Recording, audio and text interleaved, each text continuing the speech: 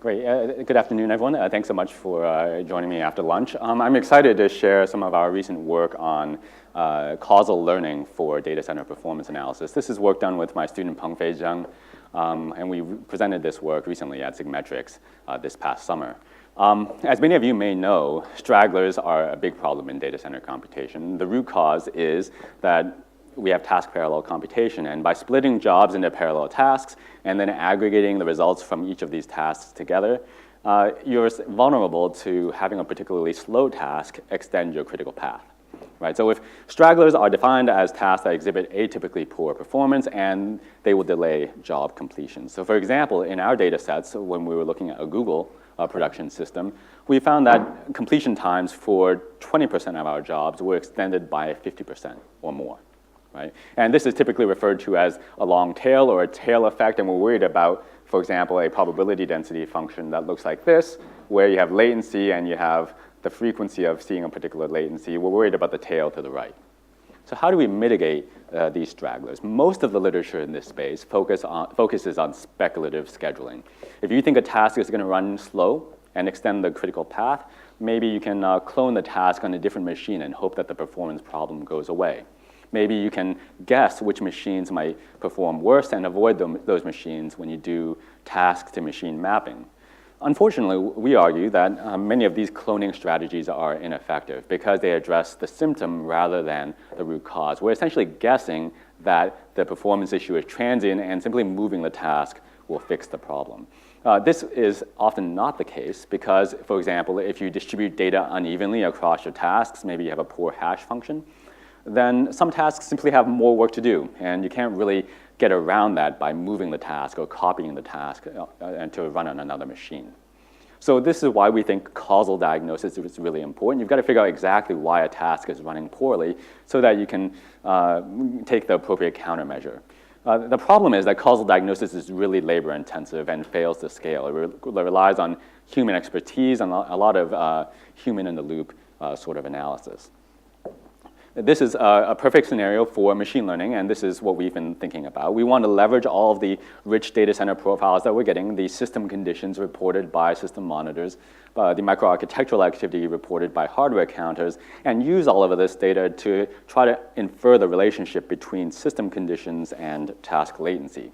And in doing so, we want to reveal stragglers' causes. Is it allocation and scheduling? Is it co-location and interference? Is it something else? Right? And essentially, we're dealing with a classification problem here. We depart from a lot of the work, a lot of the popular methods in machine learning in the pursuit of 4 specific objectives. So we're not talking about neural nets. We're not talking about reinforcement learning. We're starting with some particular goals, and then we're trying to figure out which methods will get us there. First, we want datacenter-scale insight. We're going to construct a model for each job in the data center. And then we want to extract patterns and infer recurring causes across all of those jobs. We want interpretable models, which means that a human can look at these models and extract insight that jives with their domain expertise. We want unbiased inference, which reduces the risk of coming to the wrong conclusion. And this means having multiple models and making sure they all produce the same cause and the same explanation. And then finally, we want computational efficiency. We want to do this machine learning distributed across multiple machines and get scalability at the data center scale. So how do we get this? This is a framework we call Hound, and we essentially create a machine learning pipeline. It's not one particular method, but it's a collection of methods that we've organized and stitched together, and they all feed into each other to achieve the 4 goals I just described. There are 3 stages in this pipeline: base learning for individual jobs. We try to figure out exactly what the relationship is between system conditions and performance for this job. But because we have thousands or hundreds of thousands, maybe millions of jobs in data center, the second step is to perform meta-learning. Can we learn something from all of these models that we've constructed for all of these jobs? Third, we want to produce robust explanations, and then this is where we go and try multiple methods and make sure that all of these methods produce corroborating explanations for performance outliers. Okay, so let's quickly walk through each of these 3 steps to give you a flavor of what we're doing. First, we're talking about base learning, and for base learning, we're talking about having lots of jobs from our data center. Each job is comprised of many tasks, and each task and each job will report latency as well as a variety of system measures like average processor utilization, queuing delay, garbage collection frequency, network activity, right? And we're trying to extract the relationship between all of these explanatory variables and the response variable, which is task latency, task completion time, okay? We have a variety of methods that we can use to construct this relationship between system conditions and performance. We consider 3 different methods: logistic regression, various measures of dependence, and causal models. I want to focus a little bit more on the Rubin causal models because you very rarely see these models deployed in computer science. However, you do see these models deployed a lot in medicine, where they say quitting smoking reduces your risk of heart disease by some percentage, or those sorts of explanations. You see a lot of those methods applied elsewhere, but not necessarily in computing. And the reason why you don't see Rubin causal models deployed very often is because computer scientists really care about predictive accuracy. And here we're getting causation, perhaps at the expense of predictive accuracy. So why do we care about Rubin causal models? We care about causal models because they eliminate confounding bias. There are many cases in the data center context where the association between 2 variables might be explained by a 3rd variable. This is a confounding variable. So, for example, we might observe latency is high when we run on a server with older processors, but we can't definitively say that it's the older processor that gives us poor performance, because oftentimes servers that have old processors will also have slower memory. So is the poor latency because of the processor design or the memory system? That's the issue with confounding bias. And I'm not going to detail the math, but I'm just going to say that the Rubin causal model formally estimates the effect of, in this case, processors on the response time, on latency, while controlling for all of these other factors like memory system design.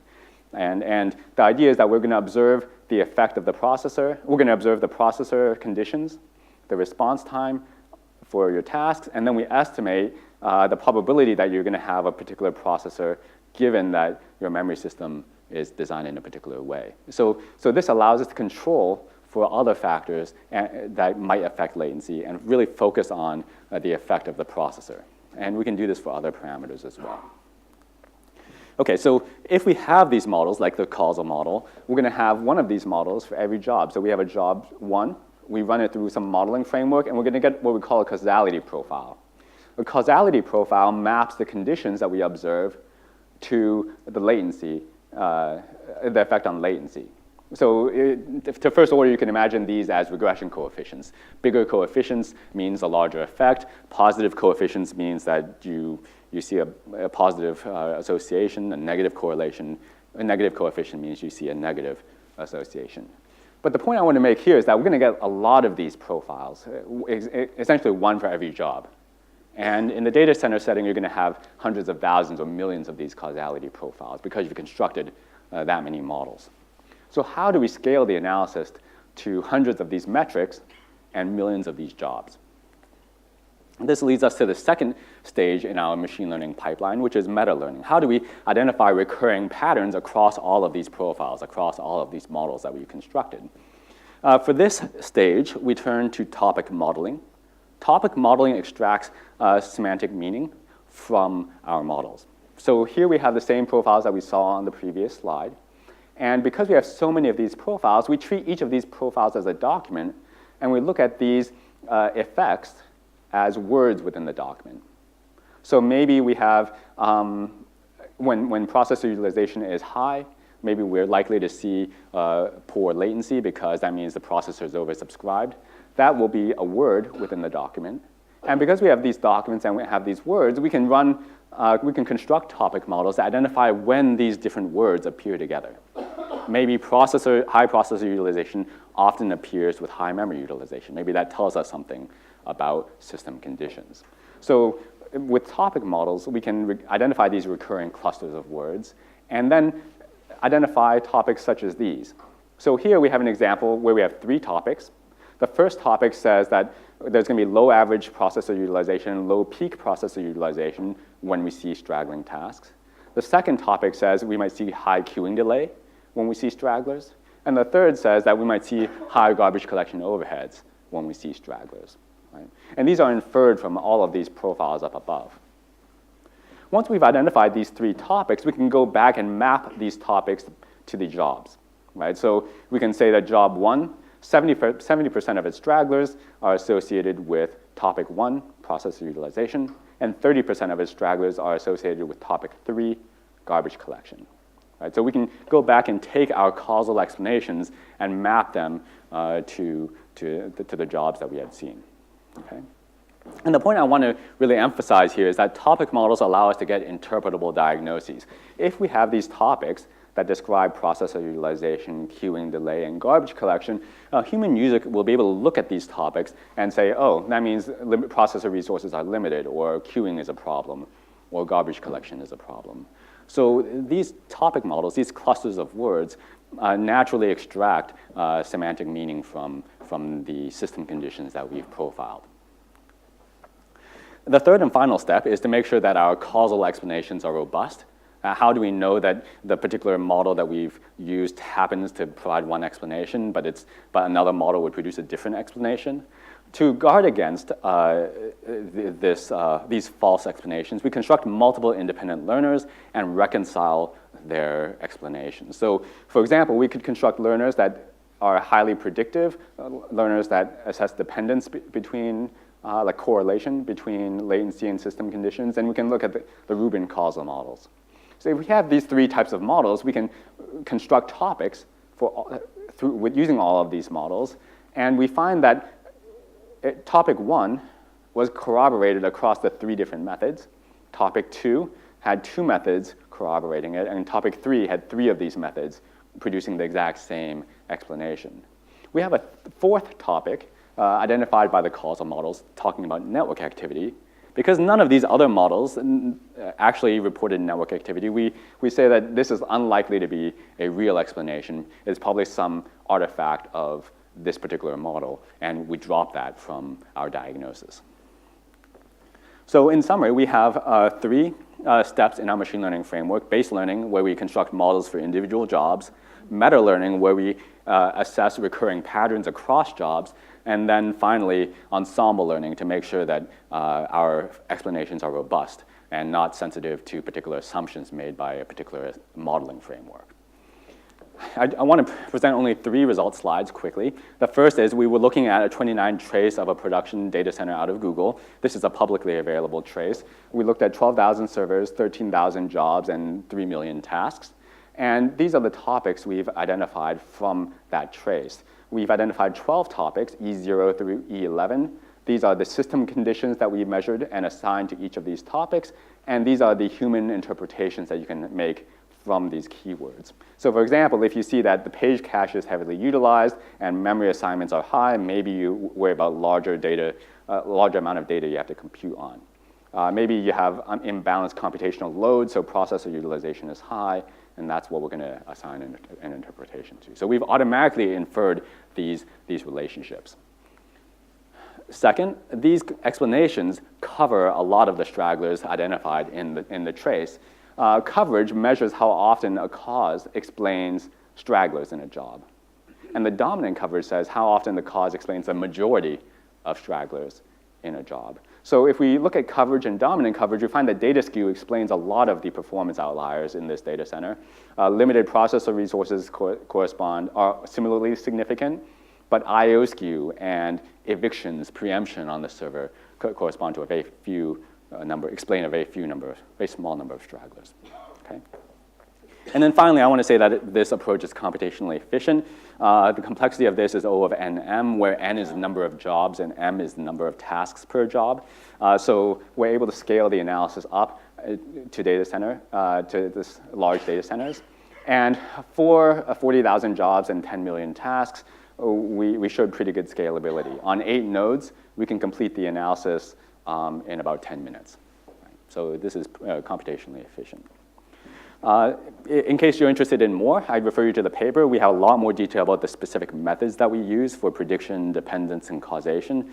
I also want to note that we reproduced domain expertise from a second study from Berkeley. Kay Elsterhout and others manually diagnosed stragglers in their small deployment of a Spark database. We looked at their trace, we ran our framework on it, and we reproduced all of the explanations that they produced through manual effort. Again, I'm really excited. This is the first piece of work we have in this space. We'd love to find collaborators who have data sets or system settings that they're interested in, or who are interested in exploring other methods. But I think we're just getting started. The key takeaway here is that there's a lot more to machine learning than reinforcement learning and deep neural nets. Hopefully, this might inspire you to look at some other methods that give you interpretability and also scalability. Thanks so much.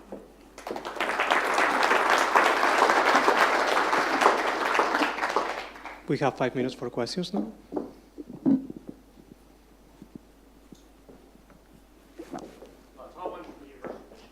What mitigations do you think are suggested by your findings from this one case? Right, so the question is, what mitigation strategies do you think we have?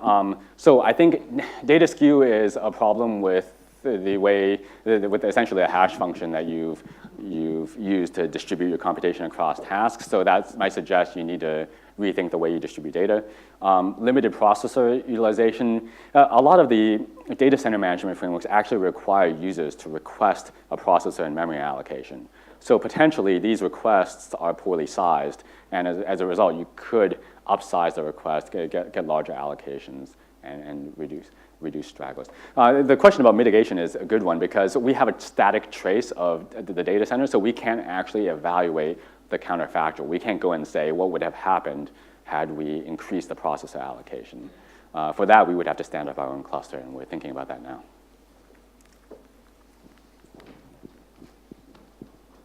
Oh, yeah. Boris Grant, University of Edinburgh. This is really cool work, Ben. So my question is about scalability of the technique, both in terms of the number of nodes, realistic size data centers, and also when you start having to account for other factors like, for example, co-runners and things like that, where your feature set actually explodes potentially. Yeah, so co-runners and co-located jobs are potentially problematic because we have a combinatorial, explosion of the possible pairings. One way to get around that challenge is to say, I don't care which co-runner you put on my machine or how many other co-runners I've got. That's just folded into a property of the system I'm running on. So if my server is performing badly, maybe I have a collection of co-runners, and I don't need to know exactly which co-runner is really interfering with me. I just know that this machine is bad for me, given what else it's running. So it sort of shifts everything off to a black box where co-runners become a part of the system, a part of the server characteristics. And machine count without co-runners? So machine count is, as the number of machines in the data center goes up, so does the number of jobs, and so does the number of tasks, and we find that we're scalable. The costs scale linearly with respect to those numbers. Yeah. Yeah. So let's thank the speaker. Great, thank you.